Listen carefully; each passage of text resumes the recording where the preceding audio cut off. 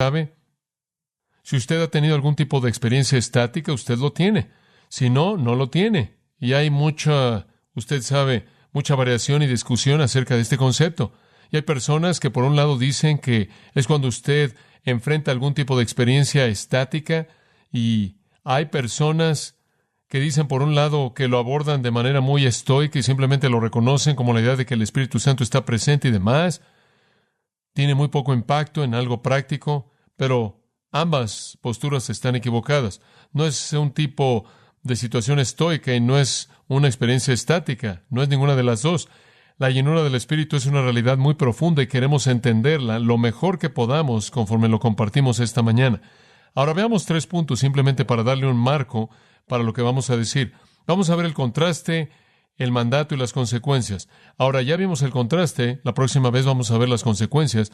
Entonces hoy nos vamos a concentrar en el mandato en sí, y el mandato es: sed llenos del Espíritu. Ese es el mandato. Ahora permítame tan solo mencionar el contraste para usted que lo pudo haber olvidado, quizás no haya estado aquí.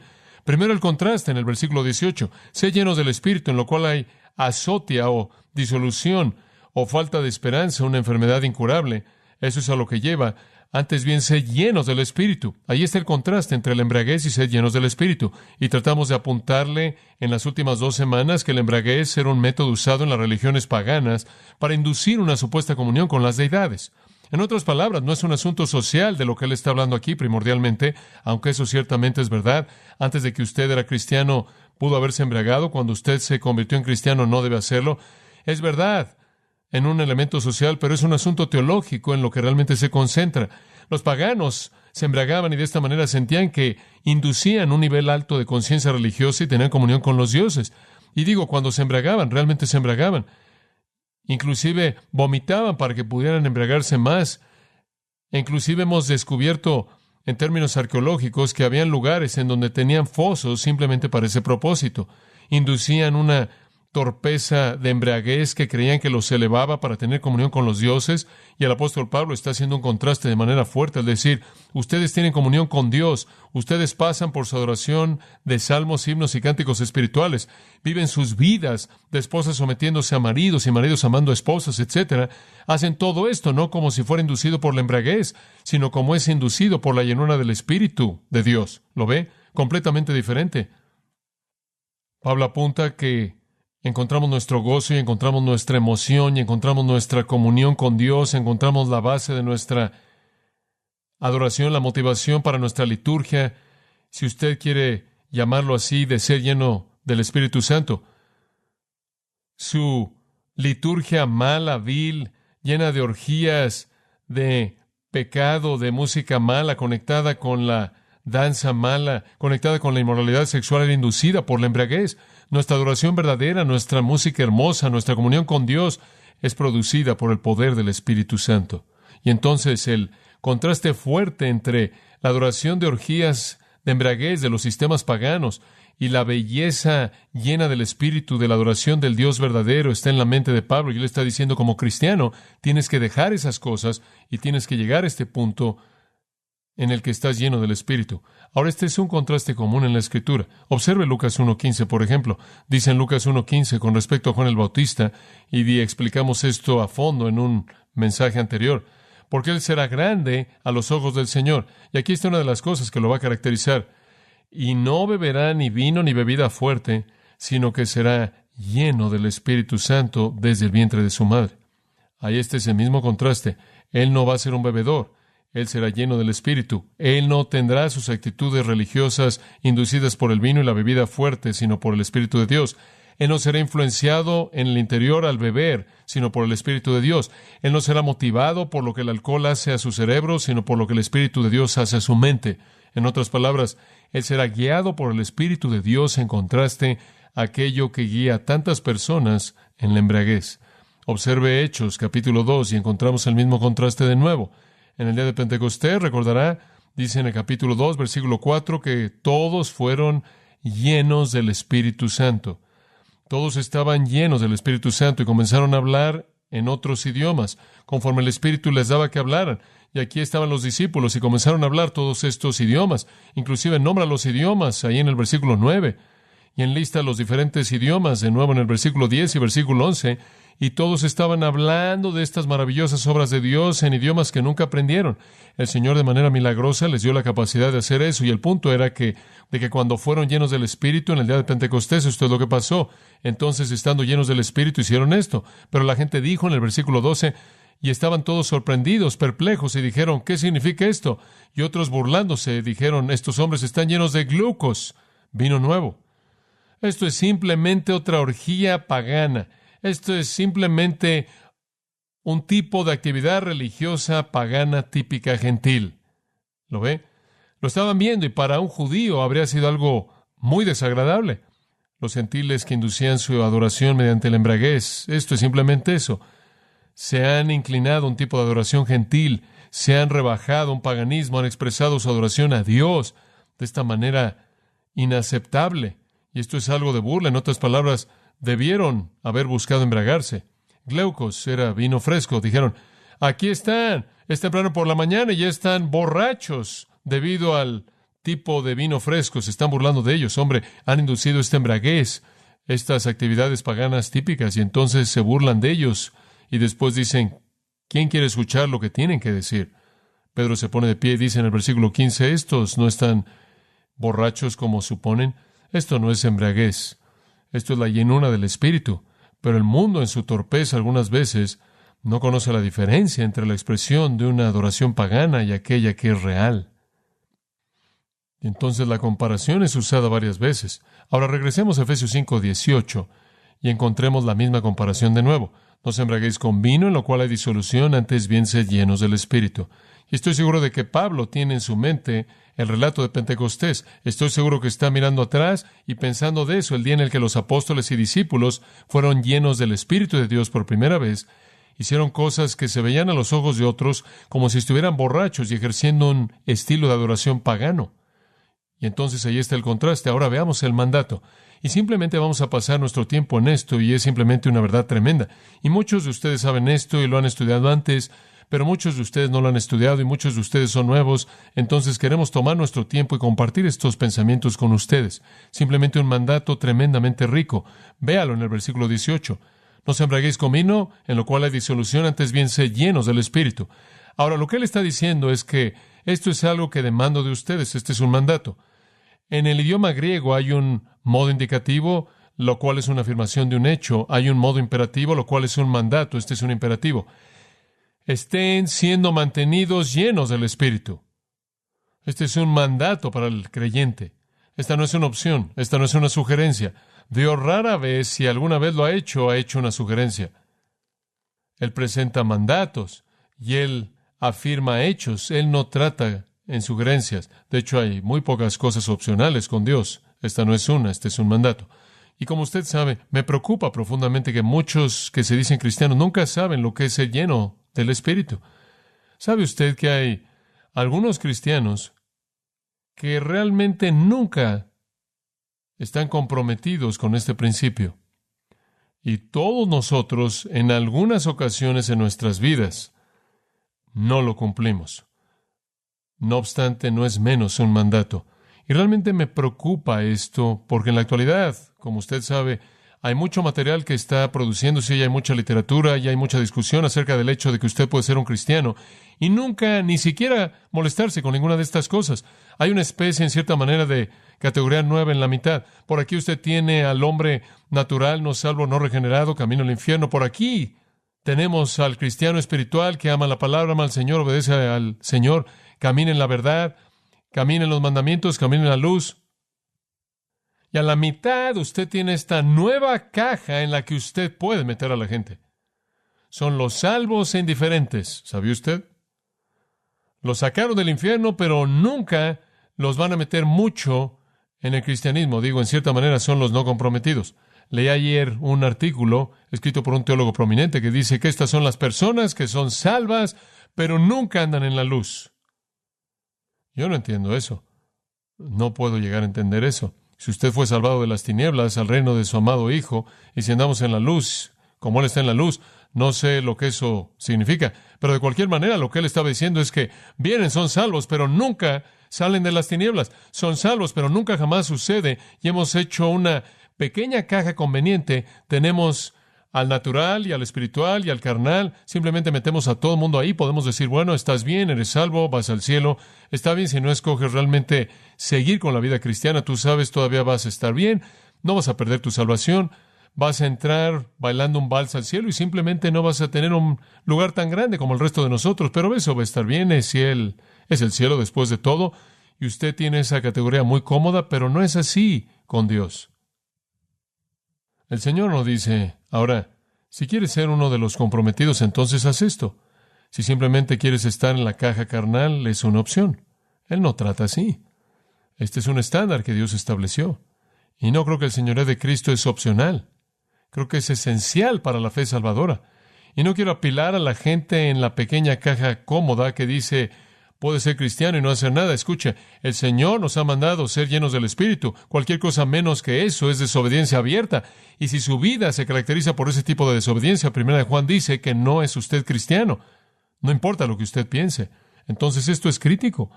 Los cristianos verdaderos cuya fe es real no van a estar contentos con negar el señorío de Cristo. Los cristianos verdaderos cuya fe es real no van a estar contentos con negar la llenura del Espíritu de Dios. No van a estar contentos con vivir de manera cómoda en una caja carnal en donde en cierta manera pueden decir, bueno, soy uno de esos que no entra al paso 2. No.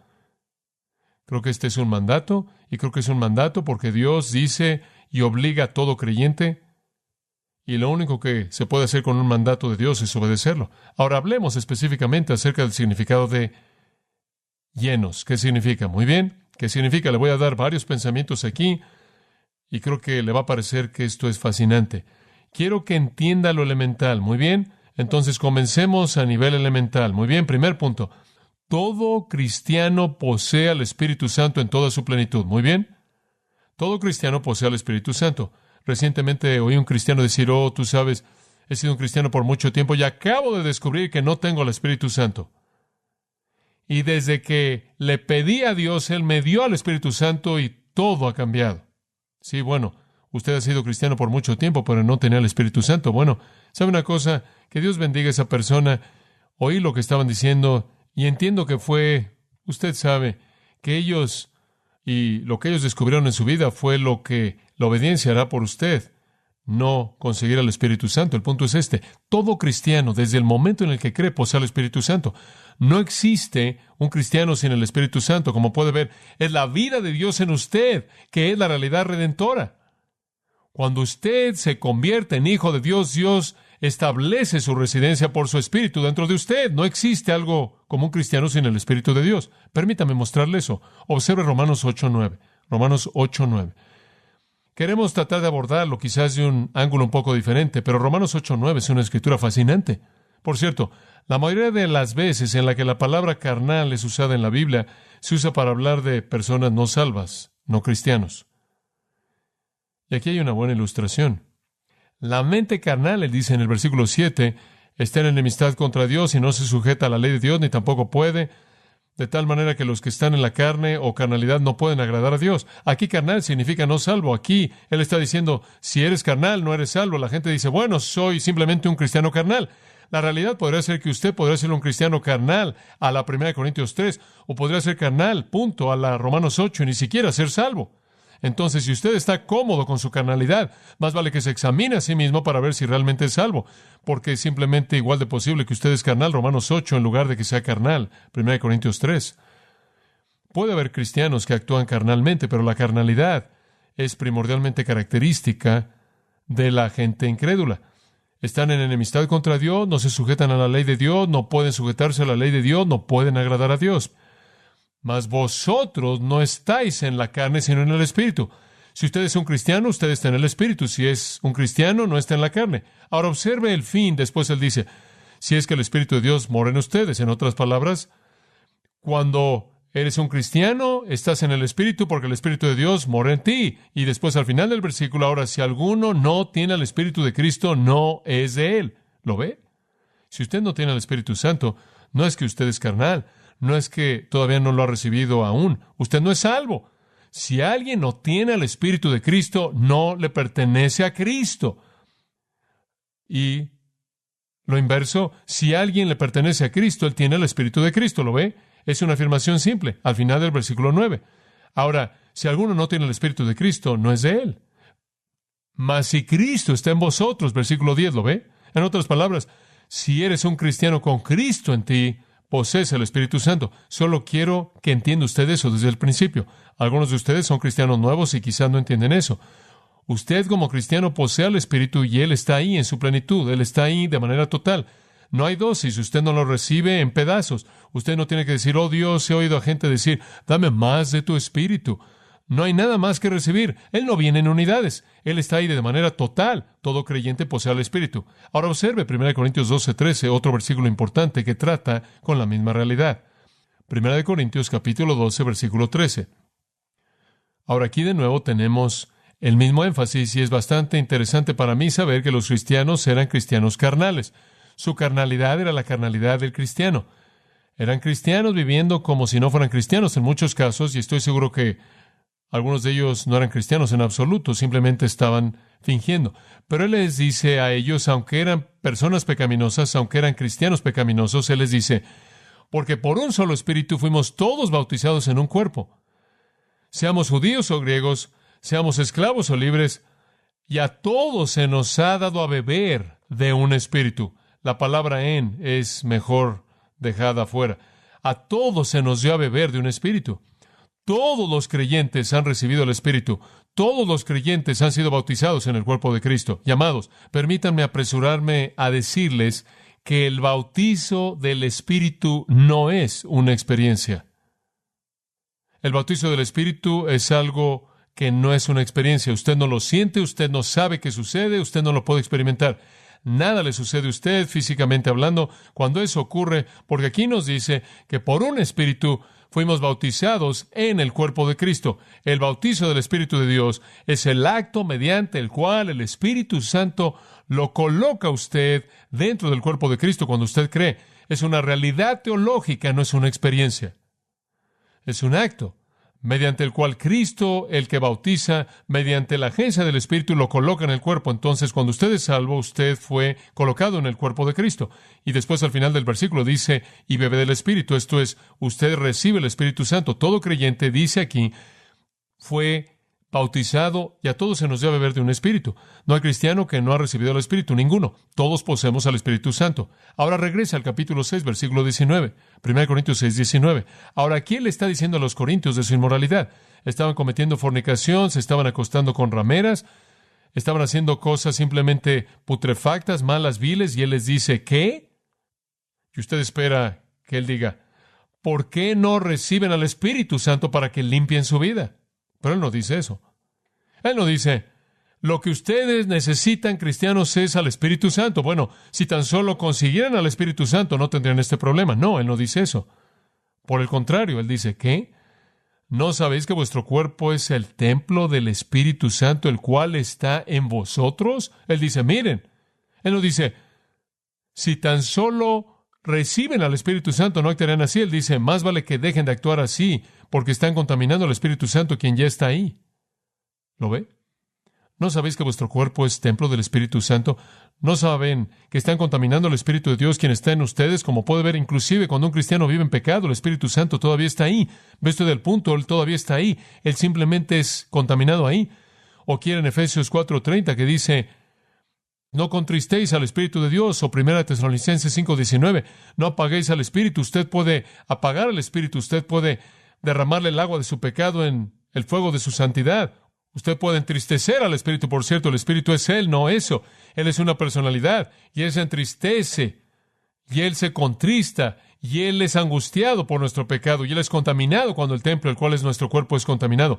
Entonces, como puede ver, todo creyente posee al Espíritu. Si alguno no tiene el Espíritu, no es de Él. Todo creyente es bautizado en el cuerpo y bebe del Espíritu. Todo creyente es el templo del Espíritu de Dios. Gálatas 2:20 lo dice de otra manera. Él dice, con Cristo estoy juntamente crucificado, mas vivo, mas no yo, sino Cristo vive en donde? En mí, ¿lo ve? El Espíritu de Cristo vive en mí. Observe Juan capítulo 7. ¿Sabe una cosa? Cuando entendí por primera vez esta doctrina, fue la verdad más impresionante para mí que el Dios del universo, el Dios mismo Dios mismo, soberano, todopoderoso y majestuoso, pudiera establecer su residencia en mi cuerpo, fue una realidad inconcebible para mí. ¡Qué pensamiento! Y esa es exactamente la verdad del Nuevo Testamento. En Juan 7:37, en el día postrero, el gran día de la fiesta, Jesús se puso de pie y clamó diciendo: si alguno tiene sed, venga a mí y beba. El que en mí cree, como dice la Escritura, de su corazón fluirán ríos de agua viva. Ahora, ¿quién recibe los ríos de agua viva? El que cree, cualquier persona que cree, cualquiera que viene y dice: tengo sed y quiero beber, y recibe a Cristo y tiene los ríos. ¿Y cuáles son los ríos de agua? Versículo 39, esto habló él del Espíritu, a quien recibirían aquellos que creen en él. Deténgase ahí. ¿Quién recibe el Espíritu? Los que ¿qué? Los que creen. ¿Lo ve? Es el acto simple de fe salvadora que le da a usted el Espíritu Santo. Él se vuelve el río de agua viva. Y Él establece su residencia permanente en nuestras vidas. Y usted nunca puede perder eso. El Espíritu es un residente permanente en la vida del creyente. Y esa es la razón por la que, ahora escuche, esa es la razón por la que de todos los mandatos en el Nuevo Testamento, y hay muchos de ellos, de todos los mandatos en el Nuevo Testamento, escuche esto, nunca hay un mandato a ser bautizado con el Espíritu. Jamás, jamás. Hay 7 referencias al bautizo del Espíritu en el Nuevo Testamento. Ninguna de ellas está en el modo imperativo. Ninguna de ellas es un mandato. A usted nunca se le manda a ser bautizado por el Espíritu, porque el bautizo con el Espíritu es cuando usted es colocado en el cuerpo de Cristo, y eso sucede en el momento en el que usted es salvo. En segundo lugar, a usted nunca se le manda en ningún lugar en el Nuevo Testamento a que sea morado por el Espíritu. Nunca. Esa también es una promesa que ya se garantiza. A usted nunca se le manda a ser sellado por el Espíritu o mantenido seguro. Ese también es un regalo de Dios. Efesios 1, ya ha sido sellado, ya ha sido bautizado, ya ha sido morado. Esos nunca son dados como mandatos. El mandato es este, Efesios 5:18. Sed que llenos del Espíritu. Eso es diferente. No morado, bautizado, sellado, sino lleno. Dice usted, bueno, ¿qué significa? Bueno, en primer lugar, es exactamente lo opuesto del tipo pagano de actividad y el éxtasis pagano, pero el verbo significa esto. Permítame darle cómo se expresa el verbo en su sentido literal, y después le voy a mostrar cómo se manifiesta. Significa ser, es un pasivo. Sean mantenidos llenos del Espíritu, y la idea de ser mantenido es constante, es una constante. Estén siendo mantenidos. Usted no dice, oh, soy lleno del Espíritu, ya se acabó por el resto de mi vida. Sean continuamente llenos, momento por momento, por momento, por momento. Lo ve día tras día, tras día, tras día, tras día. No es de una vez por todas, no es algo aquí, una vez allá, otra vez acá, el año que entra. Es momento a momento, momento a momento. ¿Lo ve? Sean mantenidos continuamente llenos. Es pasivo, esto es algo lo llena usted. Usted no se llena a sí mismo, usted recibe la acción y es el Espíritu de Dios quien lo llena usted. Tiempo presente. Sean constantemente en el tiempo presente, sean mantenidos continuamente llenos por el Espíritu de Dios. Usted puede ser bautizado en el cuerpo, usted puede ser morado por el Espíritu, usted puede ser sellado por el Espíritu hasta el día de la redención, pero ¿sabe una cosa? Usted puede vivir su vida cristiana en derrota si usted no sabe lo que es experimentar momento a momento el ser mantenido continuamente llenado por el Espíritu de Dios en esa experiencia. Expresa la idea de una obra momento a momento continua. No es una segunda cosa que es buena para el resto de su vida. El hecho de que yo pude haber sido lleno del Espíritu hace 5 minutos atrás y ya no sirve en este momento, no. El hecho de que sea lleno del Espíritu mañana no sirve para hoy, es momento a momento a momento. Ahora, cuando usted piensa en ser lleno, usted piensa en un vaso, usted sabe, lo llena una caja y mete algo ahí, o un contenedor y mete algo ahí, pero esa no es la idea. Permítame darle 3 conceptos para que lo entienda. La palabra pleró es usada de viento llenando las velas y haciendo que se mueva el barco. Usted sabe cuando decimos que están llenas las velas de viento, y eso es lo que Pablo tiene en mente como un pensamiento inicial. Ser llevado, ser impulsado, un pensamiento hermoso. Ser impulsado, tener el impulso en su vida y la energía de su vida y la presión de su vida Y esto que sea el poder del Espíritu de Dios. En otras palabras, usted no se mueve en su propia energía, usted no se mueve en su propia carne, usted no se mueve con sus propias ideas, usted no se mueve con sus propios ideales, usted no genera su propia voluntad, usted es llevado bajo el viento del Espíritu de Dios, usted es llevado por el camino por el que Él va a ir. Es en un sentido muy real, casi como aquellos que escribieron la Escritura, que fueron llevados por el Espíritu de Dios. Es como si usted no es nada más que una pequeña varita en un arroyo. ¿Alguna vez ha observado una varita? Cuando usted era un pequeño niño, usted aventaba una varita en un arroyo y después iba corriendo y veía cómo la llevaba la corriente. Usted es llevado por el Espíritu de Dios. Usted es impulsado como un barco por el viento. Ese es un pensamiento. Ser lleno con el Espíritu es ser llevado de día tras día, de momento a momento, de situación a situación, de pensamiento a pensamiento, de palabra a palabra, de acto a acto, por el poder de la energía del Espíritu de Dios. Entonces tiene la idea de presión, de llevarlo a lo largo en la voluntad de Dios. Hay un segundo, y esa es la idea de permear. Pleró algunas veces se usa de algo que permea, y creo que una buena ilustración de eso es la sal. La sal permea, de hecho, permea también que si usted le pone suficiente sal a algo, lo va a preservar, ¿verdad? Pero cuando usted quiere comer algo y usted coloca esa sal, le da sabor. Permea todo de tal manera que todo tiene sabor. Solía usar la ilustración de una pastilla efervescente. Y si usted ha leído mi pequeño libro, La voluntad de Dios, usted ha leído del principio de efervescencia. Las pastillas efervescentes eran una especie de Alka-Seltzer con sabor. Una pequeña pastilla como del tamaño de un Alka-Seltzer, nada más que lo hacían en uva y en naranja y en cerveza de raíz y cereza y todo eso, usted sabe. Y usted conseguía una de esas pequeñas cosas y las metía en un vaso de agua y usted sabe, como el Alka-Seltzer, y lo llenan. Y permeaba, usted sabe. Usted coloca una pastilla de esas de uva ahí y el vaso entero de agua sabe a jugo de uva. Y lo que hacía era darle sabor al agua. Y pleró es usado en ese sentido. Existe el sentido en el que el Espíritu de Dios quiere darle sabor a su vida, de tal manera que usted sabe como el Espíritu de Dios.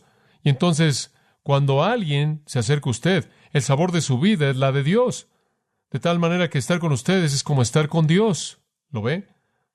Entonces es la idea de presión para moverlo y es la idea de permear de tal manera que usted sabe cuando alguien se acerca a usted, piensan que quizás han estado con Jesús, porque le da sabor a su vida. Pero el pensamiento dominante aquí en mi mente, conforme se compara con el registro de los evangelios en particular, el uso dominante de pleró es hablar de control. Hablar de control total es ese tipo de idea. Usted tiene la idea de impulsar, tiene la idea de permear, pero la idea de control es la clave. Permítame ver si se lo puedo ilustrar. Cuando en el registro de los evangelios el escritor quiere hablar de alguien que simplemente es dominado por una emoción, él va a usar la palabra pleró, la cual es usada aquí. En otras palabras, en Juan 16:6 dice, fueron llenos de tristeza. En otras palabras, tristeza a tal grado que no puede ser equilibrado por la felicidad, de tal manera que estaban totalmente tristes. Ahora, permítame darle una ilustración para ayudarle a entender esto. La mayor parte del tiempo podemos, en cierta manera, equilibrar las cosas en nuestra vida, ¿verdad? Tome el concepto de la tristeza. Muy bien, tenemos tristeza por aquí, en la báscula, y la felicidad por aquí. Muy bien. Y vivimos la vida y un poco de tristeza y después pensamos en algo feliz. ¿Lo ve? O, bueno, no están las cosas muy bien en casa, creo que voy a ir a la oficina y como puedes ver está mejor. No, las cosas no están muy bien en la oficina, creo que me voy a ir a la casa, ¿lo ve? Equilibramos esto. Usted sabe, hablamos de cosas tristes, no queremos hablar ya de eso más, hablemos de algo feliz, ¿lo ve? Pero de vez en cuando no podemos mantener ese equilibrio. Usted entiende. La persona que más amamos muere, ¡fum! Se da cuenta, de pronto la báscula bajó del lado de la tristeza y nada de lo que alguien dice y nada de lo que alguien hace puede quitar la tristeza. Llenos. Y ahí es cuando la palabra será usada. Es totalmente dominante. Por otro lado, usted va viviendo felicidad por aquí, tristeza por allá. La tía Marta muere y le deja a usted 50. ¡Wow! Está feliz. Usted sabe, no importa. El mundo puede hacer lo que quiere. Yo tengo 50. ¿Se da cuenta? Nunca lo esperó. Ahora de pronto está lleno de felicidad y ese es el concepto de la palabra. Usted está totalmente dominado por ello y no necesita equilibrio alguno. lo más triste que le está pasando a su alrededor es totalmente algo que no le interesa. Usted está feliz. Y así es la vida. ¿Usted entiende? Pueden haber cosas que nos mantienen seguros y cosas que nos asustan y nos dan temor y seguimos un poco. Usted sabe, el marido recibe un incremento y tenemos una nueva casa y las cosas, los niños van muy bien. Estamos llenos de seguridad. Por otro lado, algún desastre sucede, algo terrible, estamos aterrados. Usted sabe, es a la mitad de la noche y alguien está haciendo ruido en las ventanas. ¡Wow! ¿Se da cuenta?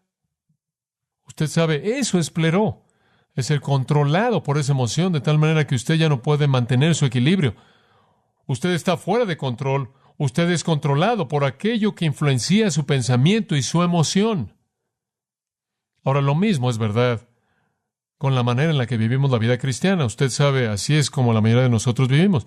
Aquí estoy yo por acá y aquí está el Espíritu Santo. Decimos un poco de mí, un poco para el Espíritu Santo, un poquito para mí, como puede ver, y en cierta manera, de pronto, en algún punto en el tiempo, cedemos al Espíritu de Dios y totalmente yo desaparezco y somos llenos del Espíritu. Todo es controlado por Él, todas nuestras emociones, todos nuestros actos de la voluntad, todos nuestros pensamientos. Eso es lo que significa ser lleno del Espíritu. ¿Lo ve? Esa es la médula del asunto. Es la idea de ser llevado, es la idea de ser permeado de tal manera que tiene el sabor de Jesucristo, pero también es la idea de ser controlado por y una mano firme de control. Permítame darle una ilustración. Observe Mateo 4.1. Mateo 4.1 dice esto. Entonces Jesús fue llevado por el Espíritu al desierto para ser probado por el diablo. Ahora aquí está el Espíritu Santo operando en la vida de Jesús y el Espíritu Santo dice, llevó a Jesús, Él llevó a Jesús. Muy bien, ahora vayamos a Lucas 4.1. Él llevó a Jesús en Mateo 4.1 a la tentación. En Lucas 4.1 tenemos el mismo incidente, la tentación, misma situación, pero aquí dice, ahora observe. Y Jesús, siendo lleno del Espíritu Santo, regresó del Jordán y fue llevado por el Espíritu al desierto. Ahora, ¿cuál fue la condición en la que el Espíritu lo llevó? Él estaba, ¿qué? Lleno del Espíritu. ¿Ve usted lo que ser lleno del Espíritu significa? Significa ser guiado por el Espíritu, ser controlado por el Espíritu. Ahora, si usted fuera a ir a Marcos capítulo 1, lo mismo se vuelve a ver, la tentación de Jesús, y en Marcos 1:12 dice, inmediatamente el Espíritu, y usa la palabra ekbalo, lo lleva al desierto. Y esa es una palabra realmente fuerte. Él lo llevó al desierto.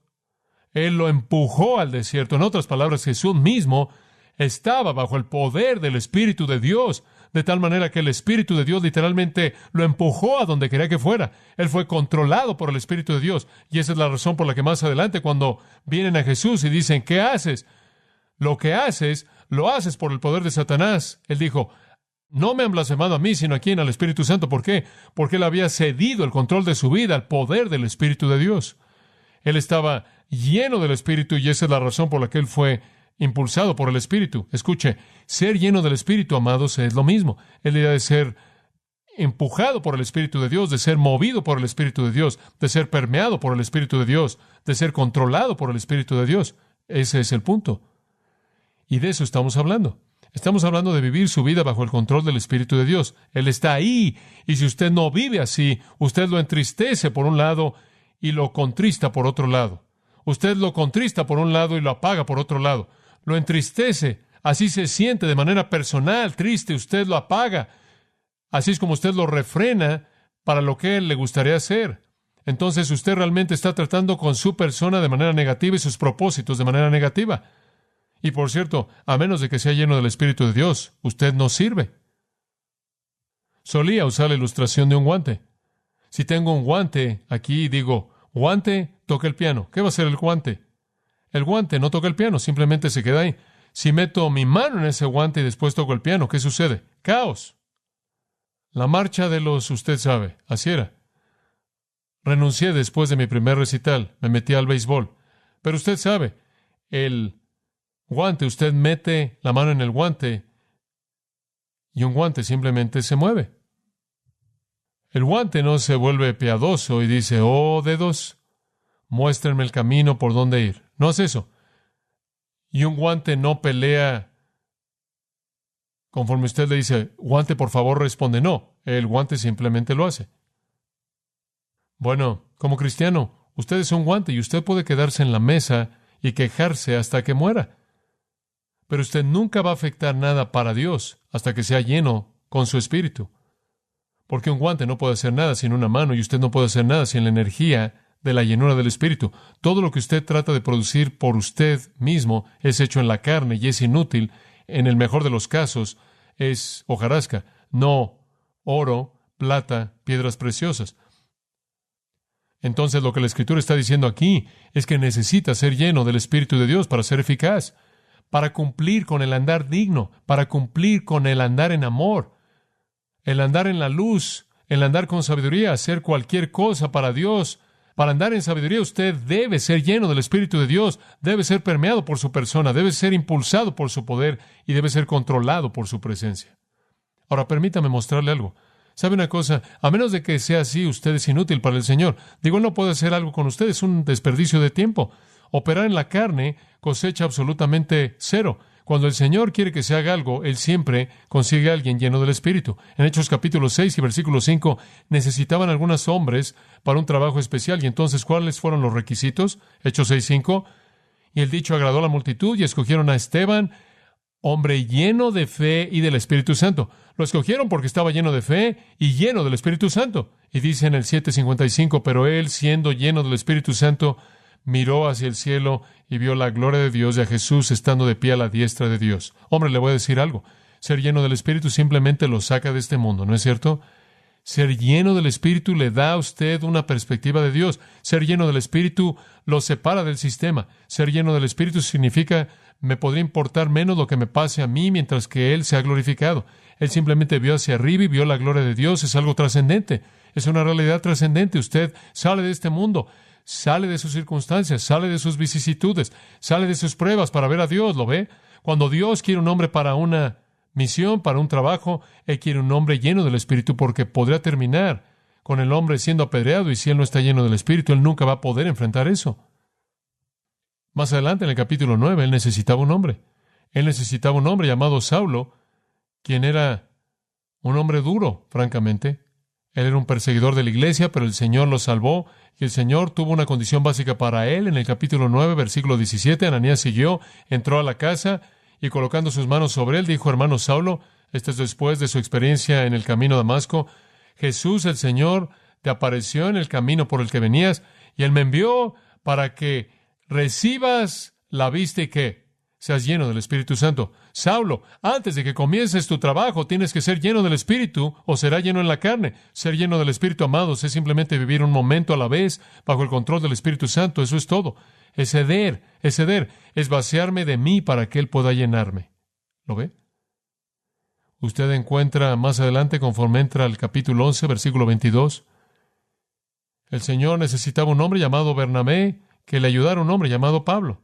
Y cuando el Señor quiso escoger un hombre llamado Bernabé, Él tuvo algunas condiciones. Versículo 22, enviaron por Bernabé. ¿Por qué Bernabé? Versículo 24, porque era un hombre justo y ¿qué?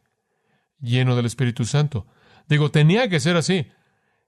¿Qué más demandaré a Dios? Y más adelante encuentra en el capítulo 13, versículo 9, y Saulo, lleno del Espíritu Santo, puso sus ojos en él. Aquí él está en algún punto más adelante, todavía lleno del Espíritu Santo. Capítulo 13, versículo 52, me encanta esto. Y los discípulos fueron llenos de gozo y del Espíritu Santo. ¿Y qué pasó? Sucedió en Iconio que estaban juntos en la sinagoga de los judíos y entonces hablaron de tal manera que una gran multitud, tanto de judíos como de griegos, que creyeron. ¿No es eso maravilloso? Cuando Dios quiere que alguien ministre a su iglesia, cuando Dios quiere que alguien esté a cargo de una obra misionera pionera, cuando Dios quiere que alguien gane personas para Cristo, Él encuentra a alguien que, lleno del Espíritu, alguien que es impulsado en la voluntad de Dios por la presión del Espíritu de Dios, permeado por el sabor de Jesús mismo, y alguien que está controlado de manera absoluta por ese poder. Ese es el estándar que Dios ha establecido. Dice usted, bueno, ese es el significado de la llenura, pero ¿cuál es el medio? ¿Cómo soy llenado? Permítame darle esto rápidamente y vamos a terminar. ¿Cómo consigo la llenura del Espíritu? ¿Cómo puedo conocer esto si es mandado? Bueno, ¿sabe una cosa sorprendente? Oigo a personas orando por la llenura del Espíritu. Usted no tiene que orar por ello. No es una petición de oración, es un mandato. Usted no dice, Señor, oh, quiero ser lleno. Él está ahí arriba diciendo, quiero que seas lleno, quiero que seas lleno. Y usted está diciendo, quiero ser lleno, quiero ser lleno. ¿Lo ve? En cierta manera ese es un estorbo aquí. Si Él le dio a usted un mandato, entonces usted tiene los recursos, ¿verdad? Y el recurso es vaciarse de sí mismo, es cuestión de la confesión de pecado. Pero permítame darle una manera simple de verlo. Involucra rendir su voluntad, su intelecto, su cuerpo, su tiempo, su talento, su dinero, todo a su control. Es la muerte de usted, es la crucifixión de uno mismo, es el matar su propia voluntad, es la mortificación de los miembros de su cuerpo, es la muerte de usted. Cuando usted muere, Él llena. Cuando usted se vacía de sí mismo, Él va a llenarlo. Él va a llenarlo. Permítame darle una ilustración de esto. Ahora observe Efesios capítulo 5 rápidamente. Usted tiene en Efesios capítulo 5, versículo 18, esta afirmación. No se embriaguéis con vino, en lo cual hay disolución, antes bien sed llenos del Espíritu. Ahora, ¿qué sucede cuando usted es lleno del Espíritu? Aquí está lo que pasa. Usted va a hablar entre vosotros en salmos, himnos y cánticos espirituales, versículo 19. Versículo 20 va a estar agradecido, va a dar gracias a Dios por todo. Versículo 21 se van a someter unos a otros. Versículo 22, las esposas llenas del Espíritu se van a someter a sus maridos. Versículo 25, los maridos llenos del Espíritu van a amar a sus esposas. Capítulo 6, versículo 1, hijos llenos del Espíritu van a obedecer a sus padres. Capítulo 6, versículo 4, padres llenos del Espíritu no van a provocar a ir a sus hijos. 6:5, siervos llenos del Espíritu van a ser obedientes. Y 6:9, amos llenos del Espíritu van a tratar a sus siervos bien. Ahora, ¿se da cuenta de eso? ¿No es eso sorprendente? Toda esta llenura del Espíritu nunca produce nada estático en absoluto. Produce canciones, decir gracias, someterse y muchas relaciones humanas correctas. Nadie entra y sale de una experiencia sorprendente. Nadie se cae boca abajo, nadie entra en algún tipo de experiencia de éxtasis. ¿Qué sucede? Simple. Todas las relaciones se corrigen. Su relación con Dios está bien porque usted canta y da gracias. Su relación con otras personas está bien porque usted se somete. Sea en un matrimonio, familia o en una situación de empleo. Todo es muy práctico, todo es muy claro. La llenura del Espíritu afecta a todas estas relaciones con Dios, con nuestras familias, con otros. Ahora permítame mostrarle algo. Observe Colosenses capítulo 3. Este es un paralelo. Este es un paralelo fabuloso. Colosenses 3. Ahora observe el versículo 16. Dice a la mitad del versículo: enseñando y amonestándose unos a otros. Aquí vamos de nuevo. Exactamente como Efesios 5. Salmos, himnos y cánticos espirituales, ¿verdad? Versículo 17. Y todo lo que hagáis, sea de palabra o de hecho, hacedlo todo en el nombre del Señor Jesús, dando gracias. Ahora pasamos por la misma rutina de nuevo. Está condensado, pero todo está aquí. Las esposas se someten a sus maridos, maridos aman a sus esposas, hijos obedecen a sus padres, padres no provocan a sus hijos, siervos obedecen a sus amos. Y después en el capítulo 4, versículo 1, amos, traten a sus siervos de manera equitativa y justa. Ahora ve usted eso, la misma secuencia. Usted lo tiene todo ahí. Tiene las canciones, el dar gracias, la sumisión, las esposas, el marido, los hijos, el padre, el siervo, el amo. Idéntico. Ahora, sabemos lo que produce esto en Efesios 5, la llenura del Espíritu. ¿Qué lo produce aquí? ¿O es diferente aquí? Observe el versículo 16. La palabra de Cristo more, ¿qué? En abundancia en vosotros en toda sabiduría. Ahora, agárrense a su asiento. Permítanme decirles algo. Ser llenos del Espíritu es lo mismo como dejar que la palabra de Cristo more en abundancia en usted. ¿Lo ve? Tiene que ser lo mismo porque produce los mismos resultados. La gente dice, oh, la llenura del Espíritu es mística, muy mística. No, la llenura del Espíritu es tomar la palabra que Cristo nos ha dado y dejar que more en ¿dónde? En su corazón. ¿Quiere usted ser lleno del Espíritu? No se siente en un rincón, en algún lugar y le ruegue a Dios. Si quiere ser lleno del Espíritu, aliméntese de la palabra de Cristo. Y conforme usted es alimentado y lleno de la palabra, y resulta en morar en usted en plusis, abundantemente, ricamente en plenitud, usted se va a encontrar colocándose bajo su control. ¿Quién es el autor de la palabra de Cristo? El Espíritu. Y cuando usted mete la palabra a su vida, se vuelve lo que lo controla. Como Spurgeon dijo, su sangre se convertirá en biblina. Él tiene razón.